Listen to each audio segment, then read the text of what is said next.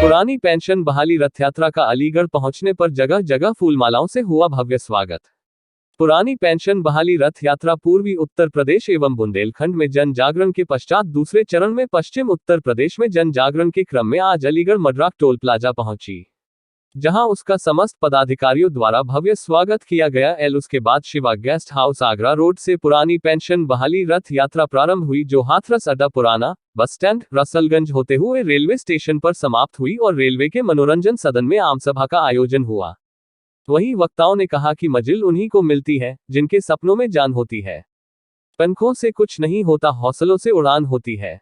नहीं चलेगी यह मनमानी, हमको नहीं नई और तुम्हें पुरानी।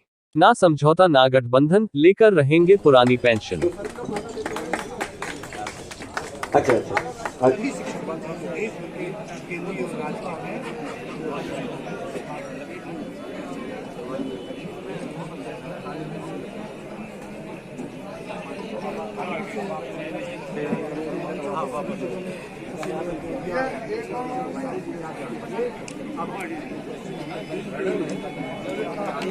एसोसिएशन के रेशम संगठन मंत्री हैं, राज्य कर्मचारी संयुक्त परिषद के उत्तर प्रदेश के ग्रामीण के हैं, टेक्नीशियन के छत्र छाया में तो हम ये आंदोलन ही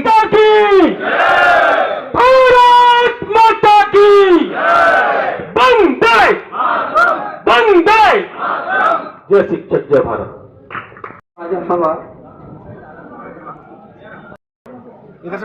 भाई जो लोग पीछे खड़े हैं कृपया बैठ जाओ, देखो बढ़िया लगेगा, अच्छा लगेगा, इन्हें बोलने वालों को भी अच्छा लगेगा।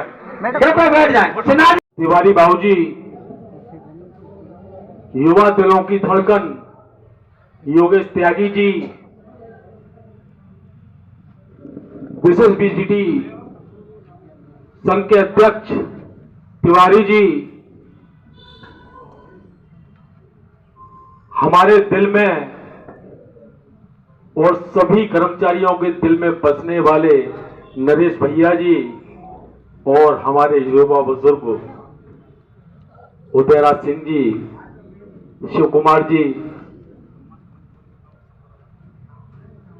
मुझे तो लग रहा है पुरानी पेंशन से ज्यादा गर्मी सता रही है।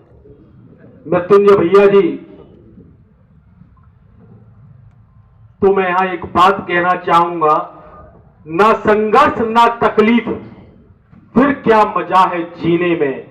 तूफान भी रुक जाएगा जब लक्ष्य रहेगा सीने में।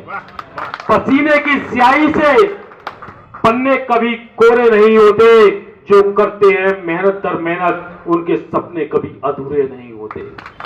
साथियों, ये तो केवल गर्मी है, उमस है, हम यहां तक ठहरने वाले नहीं हैं। हम पुरानी पेंशन लेके रहेंगे। तख्त बदल दो, ताज बदल दो, बेईमानों का राज बदल दो। साथियों, इस पुरानी पेंशन को बंद करने की बहुत बड़ी साजिशें हम लोगों के सामने आ रही हैं। इन सभी ने विधायकों को तो पेंशन दे दी, उनको 4-4 पेंशन मिल रही है और हमको एक भी पेंशन नहीं। और यहां तक सुनने में आया है कि हमारे बुजुर्ग जो कि पेंशन पा रहे हैं, उनकी भी पेंशन काटने की तैयारी हो रही है। तो माननीय मोदी जी और योगी जी सुन ले, ये युवाओं की हुंकार है, ये कर्मचारियों और शिक्षकों की हुंकार है, ये बुजुर्गों की हुंकार है। आपका तख्त इस 2024 में ही पलट देंगे। कि कोई खुलकर नहीं जीते, या द्वारा थोड़े ही आओगे। तुम इंसान हो यार, पहाड़े तो नहीं जो बार बार दोहराए जाओगे।